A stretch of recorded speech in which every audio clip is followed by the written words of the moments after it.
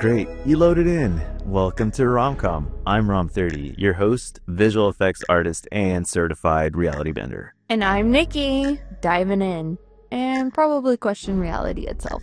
And today, we're joined by my son, Brennan. What's up, guys? We're stepping into virtual reality, mind-blowing adventures, hilarious fails, and everything in between. So let's dive in. Hey, come and gather round. Adventure time, let's break it down. Romthirty, Nikki by my side. Brennan's dreaming, what a ride. Random chats and silly schemes. Join the fun, we'll chase our dream. Oh, hey, it's the ROM-COM show. We're diving in. Hey, into fun and laughter. Join us on our journey now. We're diving in for memories we won't forget. Come and laugh with us today. Let's make magic on our way. Welcome back. Now let's start the show off with a simple question for Brennan. Brennan, if you can step into any video game or movie in VR, where would you go? Minecraft. Minecraft? Why would you go to Minecraft? Because I love it so much. What would you do? Like a lot of things. What would you do in a VR Minecraft? Actually, we have played a version of VR Minecraft. Yeah. I would like put scaffolding everywhere. And then I hide inside. And they hide inside blocks.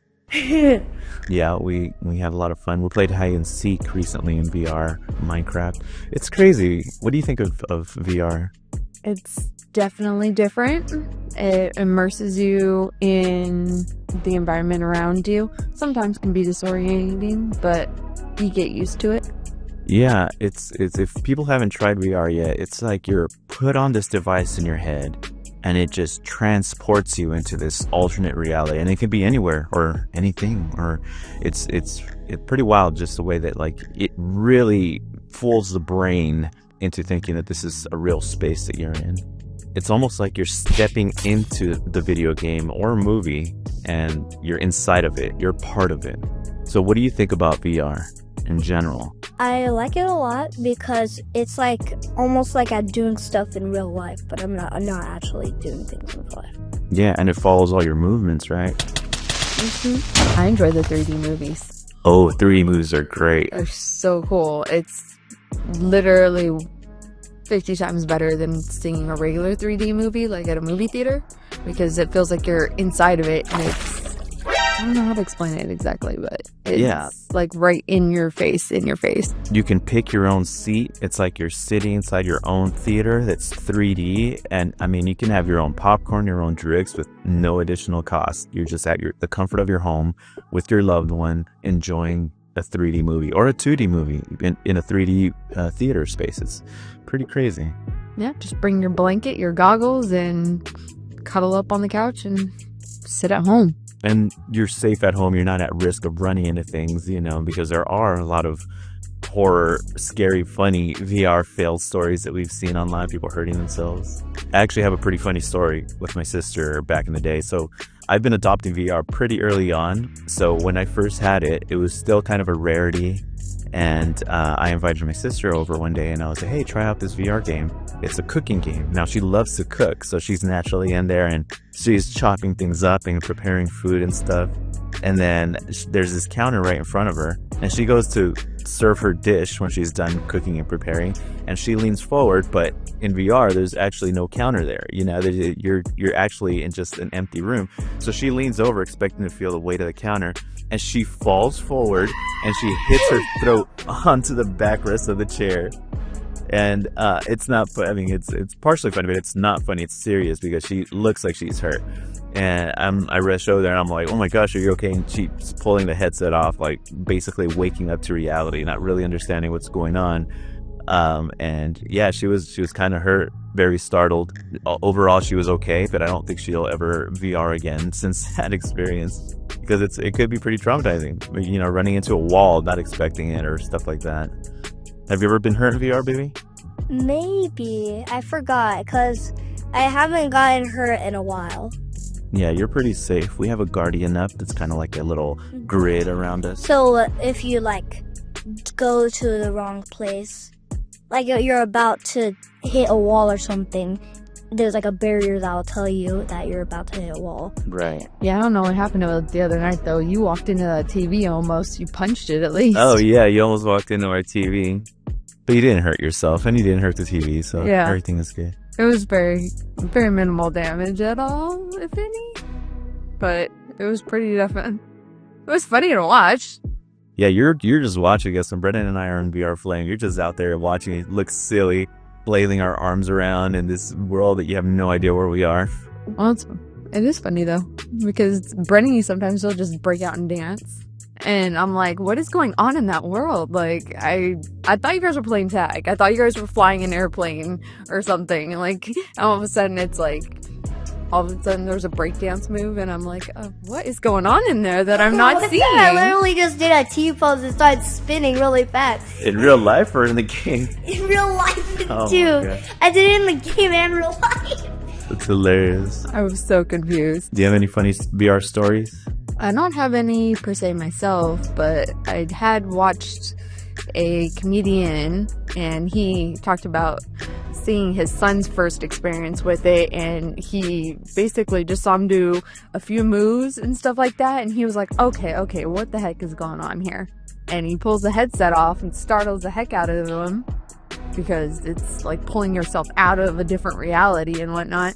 And he puts it on, and it turns out he was in there doing, what is the name of that one? Where it's Job Simulator. Oh, That's what it Job was. Simulator. Yeah, and he was just like, yeah, so I guess what he was doing is he was stocking shelves, and then he went and sat back down, and then he rang up a customer for 2 items, and then he sat back down, and then I asked him, well, what's this motion, going back and forth. Turns out he was scratching his own lottery tickets. Yeah, that's hilarious. It's so funny. Needless to say, his dad was pretty angry because the boy had asked for the VR headset, basically to be more active and have fun fighting games. He didn't see any of that. Oh, yeah. Yeah. No, the kids love it. Adults love it. Everybody loves it. VR is amazing. Everyone should try it. If you haven't tried it, try it. Should try the game Beat Saber. Oh, Beat Saber's so much fun. It's like basically a workout arcade video. I mean, you're holding 2 lightsabers. How would you best describe it? It's almost like, basically like having lightsabers in your hand, and then you have to turn your lightsaber towards the direction of the arrows, and there's so many different, I guess, positions that could go, and if you get them wrong, your score goes down, but it kind of like hypes you up, the song you end up choosing to listen to and whatnot, to actually get it on cue or on point. Yeah, it motivates you to move, and you have to stay in rhythm, and it's very, I mean, I break out in sweats in that game, and it's, people may not get it, but you can get a good workout in VR just by moving in place, swinging your arms, jumping, ducking, and you really get pretty hot in there sometimes. It's a lot of fun. People use it to work out. And there's people that dedicate, they just get the headset as a workout thing. There's boxing games, there's games where you're even cycling, like you can be on your bicycle, or what do they call them, the stationary bikes, and you're out in the park actually cycling with other people and stuff, which is pretty interesting. It's way more immersive than just being in your bedroom, in your dark room, cycling all the quiet room. Yeah, it allows you to join other people who have the same, determination and want to feel better and get better, and Yeah. allows you to meet new people. Yeah, social hangouts is huge. I know, for myself, that was one of the big things for me, just being able to work a full day of work. I'm tired, I want to relax and throw this headset on, and now I'm anywhere. I'm in a virtual bar with an owl friend of mine and meeting new friends, and I've got friends that are cats. I mean, you can be anything. You can be a robot, you can be a cyborg, and you make honest friends. I've made real, true, honest friendships online with people that I may or may not ever meet in person, but these are true, serious relationships. And we have drinks with people online and actual social interactions and stuff. And I've even had Brennan meet some of my VR friends. What do you think about that? I like that. Yeah. Brennan always wants to meet some of my friends in VR and stuff, and And he's able to do that and see, oh, these are real people. But to him, they look like cats, raccoons, you know. Whatever skin somebody makes for themselves to look and portray to others. Yeah, you can really represent yourself however you want with your imagination and creativity. It's pretty endless and limitless. Building an avatar is always fun. Oh, yeah. You kind of go a little wild with it, or you can be, a little more simple and more true to what you actually look like, or... It's a whole new world. I mean, I can imagine eventually in the future there's going to, VR is going to be so big that people may live most of their life in there, realistically. I mean, as long as you have a toilet and something to eat and drink, you can pretty much be in there for a while. And if you actually, are able to taste things and stuff. Ooh, tasting things in VR, that's kind of cool. Imagine... What would be an amazing thing to taste in VR? Imagine VR pizzas, or what do you think? Oh yeah, pizzas. And what do you think? What would be something gross to taste in VR? Probably I don't know. Green beans, VR green beans, Brussels sprouts. Brussels sprouts. Oh, it's gross. I don't like broccoli. But imagine this: eating broccoli in real life, but in VR, you're having a super nice cheesy mac and cheese, but you're actually eating broccoli, but it tastes like mac and cheese or something. Oh yeah, I would like that. See, that'd be a cool little hack. So like a simulator where in real life you're sitting there and you're putting broccoli in your mouth, but for some reason, since you're in VR and it's showing that you're eating a pizza, it's tricking your brain into thinking it tastes like a piece of pizza. Right. So you're seeing a pizza, you're tasting a pizza, but you're actually eating broccoli and doing good for yourself. That's interesting. I don't know how they would do the taste technology. I know they can do smell technology because they can combine different smells. I think there's some companies that tested it out where they have small little samples of generic strong scents, and they can, if you mix this with that, you add baking soda, water. I don't know the recipe. I'm just saying you mix the right ingredients, and it gives you the smell of, steak or something. A steak. Yeah, exactly. Get a smokiness. Yeah. So there's people messing with that idea. And, everything is atoms and particles. And so I think with the right combination of things, you can create anything. So I can see there's a future for smells. What about school? What if school was in VR? How would that be different for you? I would hate that because I don't like school. I don't like math and social studies. I know this stuff, but the only things I like is science and art. But you're actually really good at a lot of these things. Yeah. Your math is really good for your age, and everything's really good. So you don't think the VR would make it better? It would make it worse? Why would it make it worse than going to real school? I'm not saying you do that on top of school. What if school was in VR instead of real life? And maybe it would be a little better. Why? How would it be better? Because it's I guess you don't really need to think that much in VR. What do you mean? I don't know. I mean, at that point, you may be able to make a world where it's all mathematics, and they put it into a perspective to where it makes it easier for you to be able to see what the numbers do, they start stacking blocks up. Here's 5, and then they're oh, okay, well now we're gonna try and divide it by 7, and they do stack those blocks up. Because also, if you get in trouble, you won't actually get in trouble.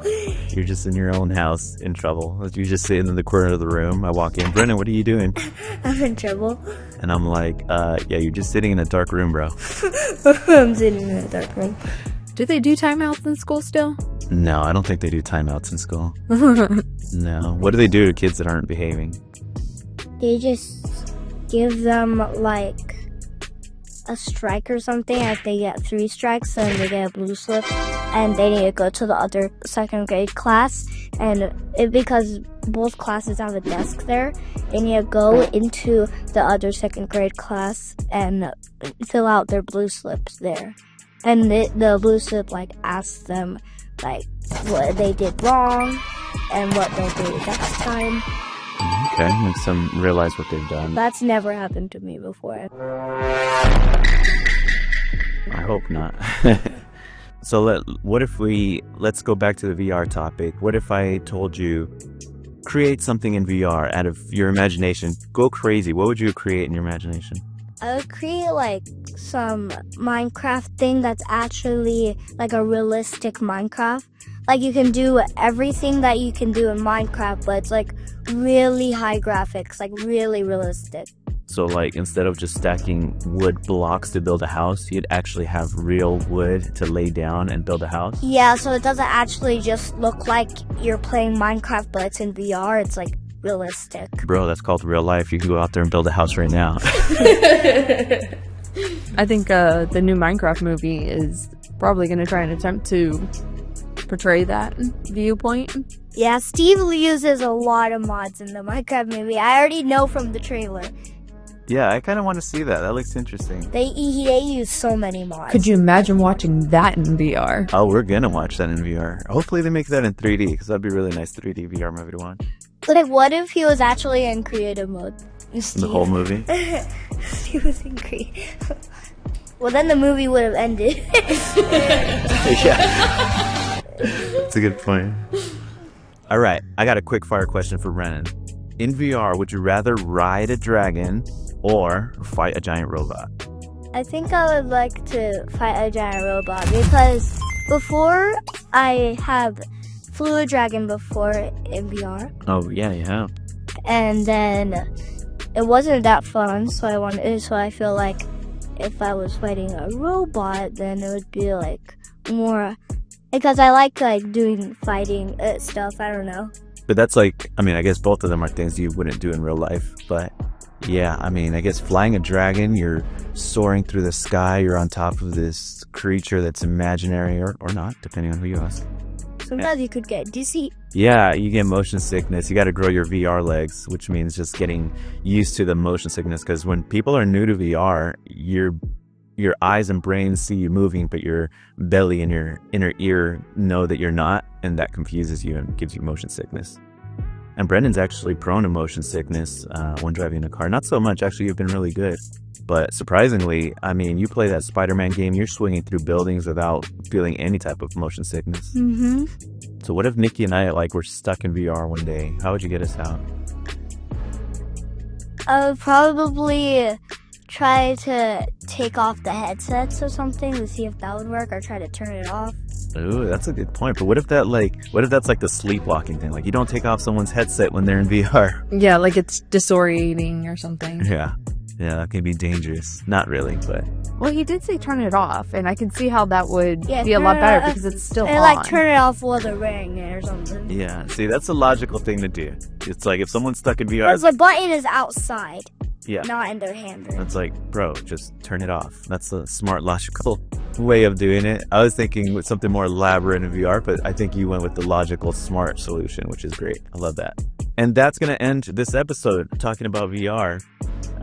There's been a lot of new developments in VR, and the VR is going to continue to grow, and there's so much potential to it. It's crazy. I'm excited for it. I'm excited for the health benefits and the possibility of helping people feel more connected to other people, and I'm excited to see how it can help other people who feel lonely or alone in the environment around them, and be able to just jump on there and either get the help they need or find other people to connect with. Yeah, there's a lot of health benefits that I see coming in the future. Yeah, for VR. It's great for travel. It's great for treatments of different, like depressions or PTSDs and stuff. Phobias, that's a big one too.